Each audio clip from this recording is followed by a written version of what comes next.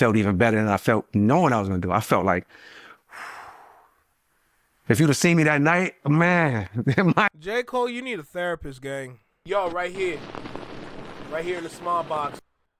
J. Cole's wife shed tears when he went to go and made that apology about Kendrick. J. Cole, I'm going to tell you this right now. You need media training. I know we're at the tail end of your career, but you need media training, bro. It's over. It's done.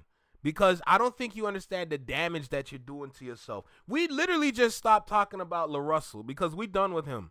All right? He deactivated all his social media accounts. He deleted whatever you did. I don't care. All right, LaRussell, because you're not getting it. To be heaven sent is completely different from what you're saying. Anyway, look, I'm not trying to go back. We're trying to move forward. But J. Cole, God damn it, you're making us go back. You need media training. You can't just say what you want off the top of your head. You can't. Because now the internet's going to run that and be like, hold on. Your wife cried?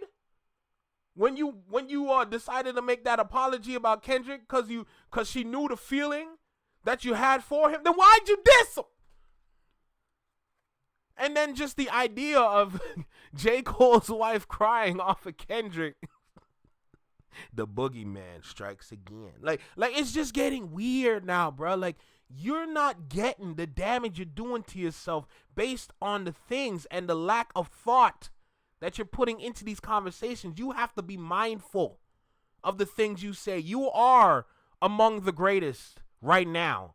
Now, depending if you're second or third, that don't matter to me because you're not first. Let's just go ahead and get that out the way. But you need media training because I don't think you understand.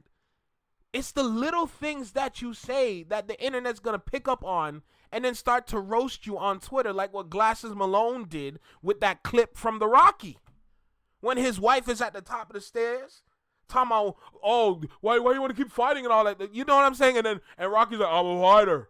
I'm a fighter. It's what I do. Yeah, all right, cool. Look at you, though. You got to stop it, man. Gang, you got to let it go. It's just getting a little ridiculous at this point, gang.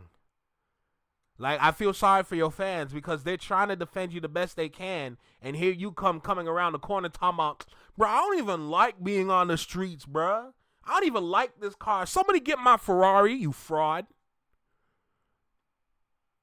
It's getting weird out here, but listen, I want to give a massive shout out to Nadeska. All right, I want to give a massive shout out to Nadeska. She's the best. All right, out of all the reporters, the hip-hop reporters, out of Rob Markman, any of these other individuals, Nadeska is hands down my favorite. She's my favorite. She is the ideal soul for any kind of interview with these individuals. She just did an interview with Baby Keem in New York, black and white. Phenomenal work. Now she's sitting out with J. Cole. She's the only one that can really speak to these individuals. Because she's not going to come in here with no hate or animosity. She's going to come in here on some peaceful and quality-ish, and it's going to be an outstanding interview. She really sat there and let him know, look, I'm just trying to be with you in this moment. We just trying to speak and have a conversation and provide content for the individuals that choose to watch. And J. Cole's like, bet. Nadeska's the one. I've been watching her since college, since like the first year in college. I've been watching her on Everyday Struggle with Akademiks and Joe Budden. I've been watching. So to see where she was to where she's at now, navigating the music industry like that, phenomenal. Let me just say that. It's absolutely phenomenal. And I have to respect the work. Because to see somebody put in that much work and I don't respect it, that's blasphemy to me. I always respect Nadeska. She's definitely one of my favorites, if not my favorite female reporter in these hip-hop spaces. So salute to Nadeska. Peaceful, kind, wonderful, loving, just someone that just cares for hip-hop, just an outstanding soul. And I really believe Toronto should really start to invest in individuals like that as well. But look, let's go ahead and lock in and focus on this conversation because we got a job to do right now. All right? Now, whether we're going to roast, talk ish, or just say some realness, who knows? But at this point right now, we're going to have to go ahead and get started with this conversation. Like, comment, share, subscribe. You know the vibe. You tapped in with your favorite Canadian reaction channel and network. Yo, you right here in a small box. Let's go ahead and lock in and get started with this one, bro. Let's go.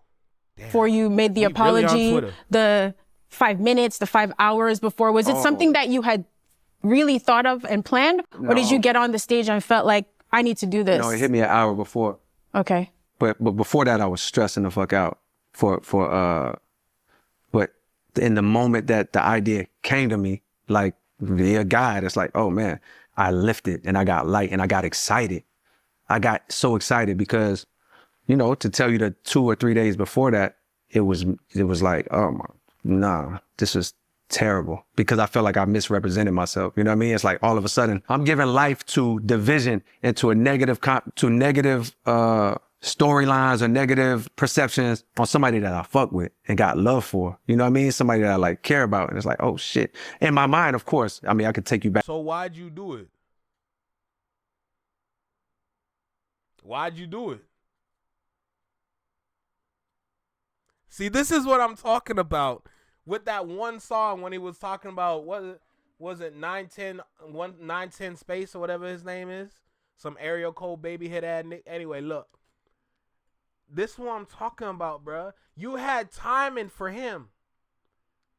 Allegedly, because at this point, after what I saw with the company, man, I don't know anymore. But you had timing for him. And when you needed to put in the time to actually lay out a diss track, you gave the most weakest Twitter-based diss track I've ever seen. Between Push-Ups, TaylorMade, and that, I don't know which one's worse. If I'm going to be honest, they're all terrible. They're a waste of time.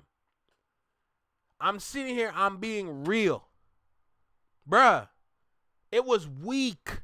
It was weak. I mean, listen, I'm literally sitting there hearing him talk about different albums. And I'm sitting there, I'm like, bro, you know these albums are good. You speaking to people that don't give a damn, which is the Twitter spaces.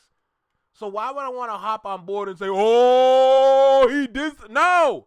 Who you dissing? You're only dissing yourself for the lack of quality you're putting into this. You're not putting in enough work on this. You're being weak. Absolutely. Why'd you do it? Plain and simple. Why'd you do it? Terrible. Because I'm like, oh my God, like this shit is nasty. This shit don't feel right. And of course, leading up to it, when I was doing it, it made sense. Actually, I can't really say it made sense, but in a moment where I wasn't clear, like we were just talking about, I chose to do something that didn't align. It's like putting on the fucking outfit, the Versace sweater or whatever. In a moment where I wasn't clear, I chose to go this way for reasons that I could tell you about. But all you need to know right now is like, yo, I felt miserable about it. Like literally, like my whole demeanor, my whole shit, my wife could tell. And so I'm like, oh my. So why'd you do? Man, someone handed me my cigarette. God, I gotta go on the stage and like come out here and pretend. Almost like people think that I'm representing. Mike Delete Later had just dropped. It's the biggest news. Not saying Mike Delete Later is, but just the drama of all of this is the biggest news happening. And I'm coming out as a representative of what the fuck they just heard. It's like, nah. So an hour before, it was like, aha. Like, yo, in a very loud manner, you know, in a very public forum on your album, you said some shit you didn't believe in. Now you got the opportunity to go on a bigger forum, you know what I mean? A bigger stage is being live stream and say something that you believe in. And in that moment, I'm like, thank you, God. Like, told my wife, she the only one I told. I ain't telling nobody else.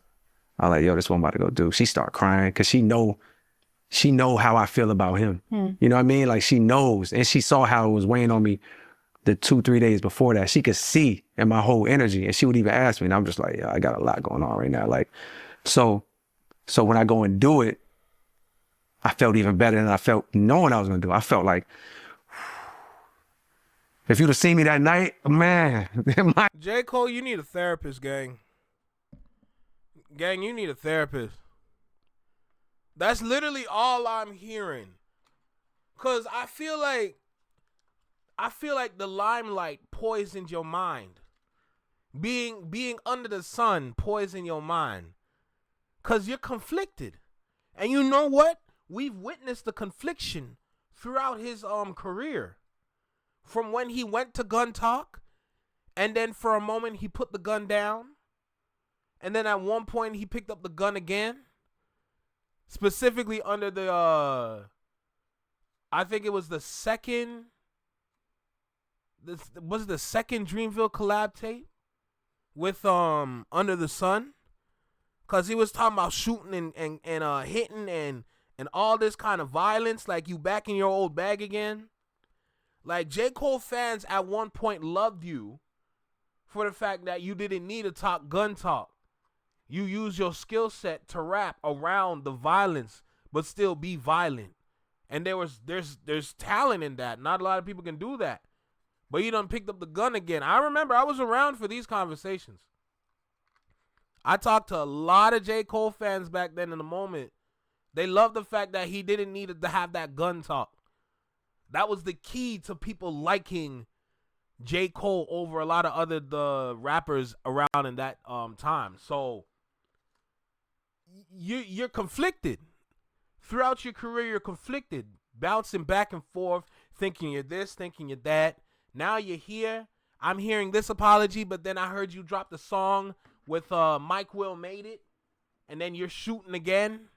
Like, I understand in rap, it's good to shoot. Like, not good to shoot in the sense of, yeah, go ahead and shoot, but like, it's good to pump up your chest. That's the point of shooting. When you hear people talk greasy to each other, to the point a beef starts. Right? That greasy talk, that's pumping your chest up, saying that you're better, you're the best. And these other guys are just wash around me. They wash like clean clothes. I'm from the mud. I stay dirty. Like, you see what I'm saying? But you're taking it to levels where it's like, it literally looks like you want to start something again. And then at the same time, you made an apology. Now, yes, the apology was a good thing for your mental, but it doesn't look like your mental is cured.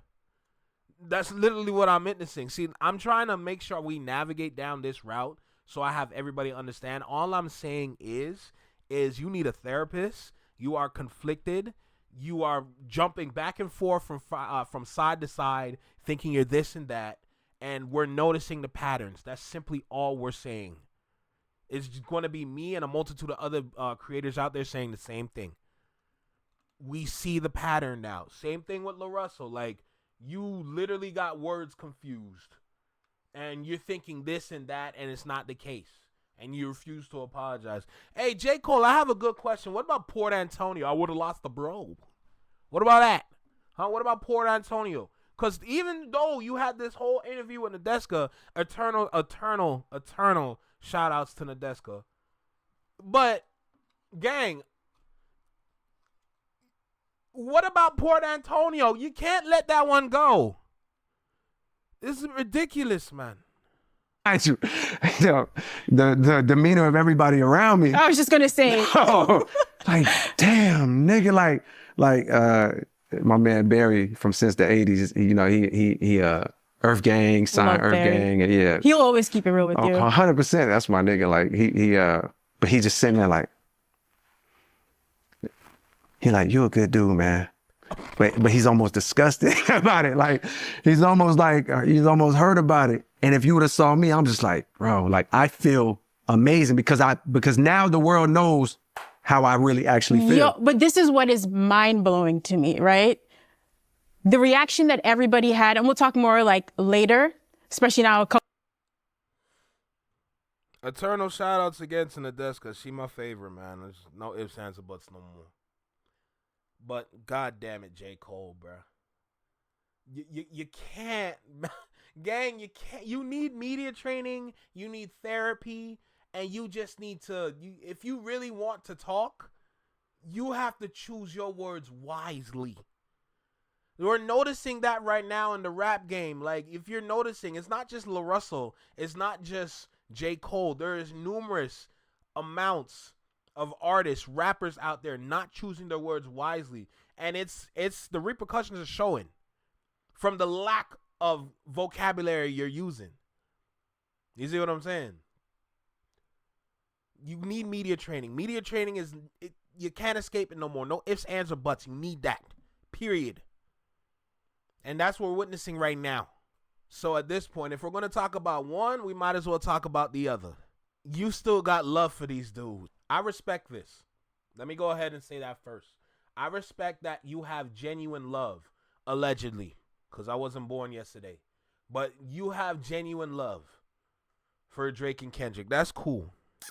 But we live in a time, we live in a day and age where it's important to stand on business, right? If you want to stand in the middle, that's fine.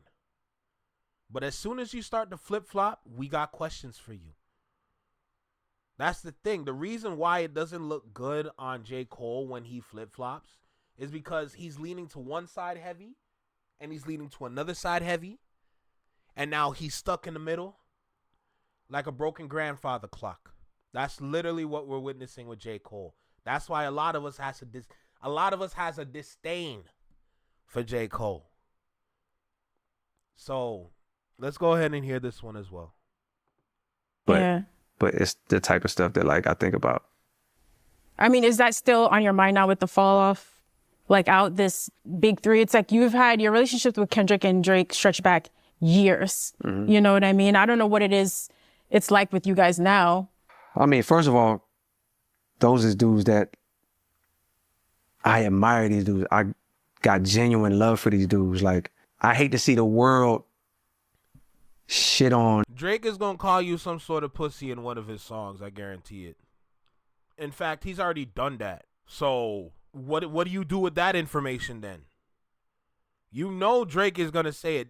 Kendrick already got you nice. I ain't gonna lie to you. And he still sent out some jabs after the beef too. But Drake is guaranteed to call you a pussy in some sort of way. Like, he's gonna describe you in a way where it's gonna be unique and it's gonna be tied to you being a pussy. Now what? He gonna say some shit like, I'm a dog, you a cat, now what? What are you gonna do with this information? You still gonna lean on this side? Or are you gonna lean on the other side? Or are you still gonna be in the middle? Yeah, I understand that it's important to stand on what you believe in. If you truly believe that you have the love for both of them equally, that's great, that's fine, that's dandy, that's cool. But me personally, I will not sit there and accept no back talk from somebody that got their ass whooped. Now, at the same time, J. Cole is the one that apologized. That's worse than getting your ass whooped. I ain't gonna hold you. But me personally, I can't sit there and accept any words from somebody that got their ass whooped, period. You know? And we got to talk about this as well, the camaraderie in rap. This is going to be my own personal opinion. I want to go ahead and make that clear right now. But we need to understand that the camaraderie in rap is exactly the reason why rap in the late 2010s, moving into the 2020s, got super weak. If I'm going to be super real with y'all. That best friend, companionship, friendship in rap, is that important? Yeah, it's definitely important. But if you're running around leading with that idea, you're pretty much breaking down the walls of rap to kind of expose the weakness of it. And the friendship, the relationships in rap is what diminishes the quality of it. Because if y'all all love each other, if every single one of y'all love each other and have love and good friendships with each other, and y'all literally describing that in songs, when is rap gonna get good? Because rap is at its best when it gets a little heavy. You see what I'm saying? And that's me personally. If you disagree with me, there's a comment section for a reason. I encourage y'all to drop comments. But this is my own personal opinion when it comes to the friendships in rap. It's not saying that rap is a war zone. I'm simply saying, when is that one person going to pop their chest up and say, y'all got to sit down because y'all staring at the king now on some T.I. shit? When is it enough to have the back talk? Now, you still need the skill set. You still need to show your versatility. You still need to show your talent. Let's go ahead and make that clear right now. But what I'm speaking towards is speaking towards the essence. And the essence in rap is not violence. The essence in rap is competition. That's simply what I'm speaking towards. if nobody is competing with each other, how is there ever going to be a competition? That's how rap stays alive. Rap stays alive because of competition. That's simply why. It's not about violence. It's not about wars. It's not about battles. It's about the competition. The competition births a battle. The competition births a war, like the one between New York and LA when everyone was either standing with Ray Vaughn or Joey Badass.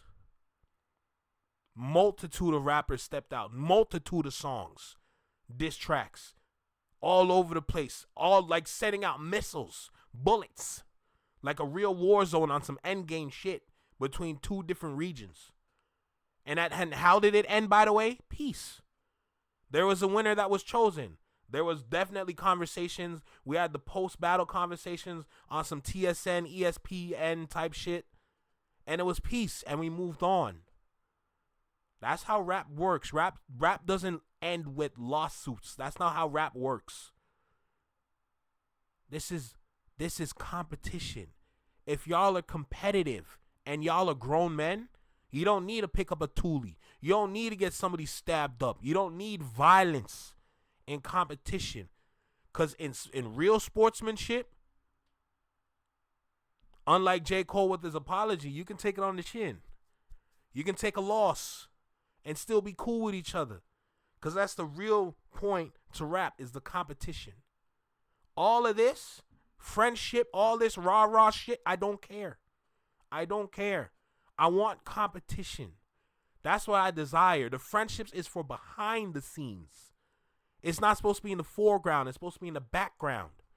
That's how those friendships are supposed to work. You're never supposed to hear about them, but you'll know when you see. Either one of them in defense of the other. You know what I mean? It's like, bro, that shit is, even saying it out loud is a little silly.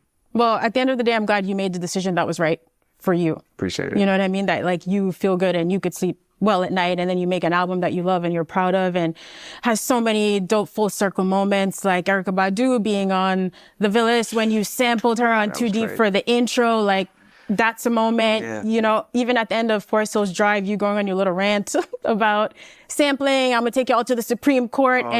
Now in The Falloff, you sample some amazing like classic like 90s hip hop songs. Like I feel like you got it off. Yes, and thank you to James Taylor. And thank you to everybody that. Yeah, you cut him off. Is the friendships in rap important? Yes. But this is another point that kind of ruined or is ruining rap to this day. It's just, we don't need to be seeing every part of these rappers' lives. And I'm not speaking about the live stream specifically. I'm talking about their literal day-to-day life. We don't need to see that. That was never for us. The reason why they sold that is because that idea was sold with a product. And that product was social media. So Facebook, Twitter, Instagram, any of these other applications. The whole point to these social media applications is to see the behind the scenes on these rappers and artists, even actors. That was the whole point of literal social media. Can you connect with your friends? Yes, of course. But as soon as your favorite actor, favorite artist, favorite actress, your favorite celebrity overall, as soon as they get on social media, you get to see their day-to-day life. And people try to mimic it to be like them. That's the idea. That was sold with the product. That's in the fine details of the product. You get to witness the day-to-day life of your favorite person, regardless if it's a friend or a celebrity. That idea was sold. Okay? That's why social media is a thing. It was never just for friends. All right? If it was just for friends, what happens when you have no friends? Boom. Social media done. But when you have these artists and actors and all these people on, then cool. There's still a point for you to be on social media. There's still a point for you to follow, catch up, stay informed. Right? But listen to what I just mentioned. Staying informed, catching up, following. You don't need that. That's why a lot of people are not on social media right now, because they don't need that. They don't need to know what's up. They don't need to know the day-to-day life. Because to be honest, for a lot of people, that's weird. If we're going to be real, if you're constantly following your favorite person all over the place on some weirdo-ish, then you're going to have a Rihanna situation. That's the Jurassic Park. That's the extreme part about it. But you understand the point. You don't need to see every part of their life. All right? Going back to J. Cole, you need a therapist, you need media training, and you need to know how to choose your words wisely. Plain and simple, bro. Is it? That's all you got to do. That's all you need to do. If you want to keep that mystique while still being that guy, it's mandatory for you to choose your words wisely. No ifs, ands, or buts no more, bro. You got to lock in. But you're at the tail end of your career because The Fall Off was technically your last album. So at this point, anything extra is whatever. But we've been here before with Mr. Morale and the Big Steppers when we assumed that was going to be Kendrick's last album, when in reality that was his last album with TDE. Now, it's not going to be the exact same situation with J. Cole, but we have a similar idea of this is J. Cole's last album. But what if he wants to start a new era? Is J. Cole even capable of holding down an era? Me personally, no, but it's up to J. Cole to choose when he wants to drop music. What if for the rest of his career, it's just going to be mixtapes, no more albums? Then what? At that point, that's it. Maybe that's the new era for J. Cole, just mixtapes. You never know. Look, Flex Mob, hey, I'm out of here, bro. Good conversation. Good talking points is what I do. Y'all know why you tapped in here. You're getting the realness, truth, and you're not getting no bullshit around here. A lot of people are sick and they need their medicine, all right? Come to the Flexing My Network. I'll provide. Let me be your pharmacist. You see what I'm saying? Look, I'm going to get up out of here. Shout out to Flex Mob. Shout out to the Shadow Mob. Appreciate y'all equally. Shout out to the Flex Mob family Discord. Brand new Discord. We're going to give out the link soon. Don't you worry your little hearts. We just rebuilding right now, ladies and gentlemen. At that point, Flex Mob, peace.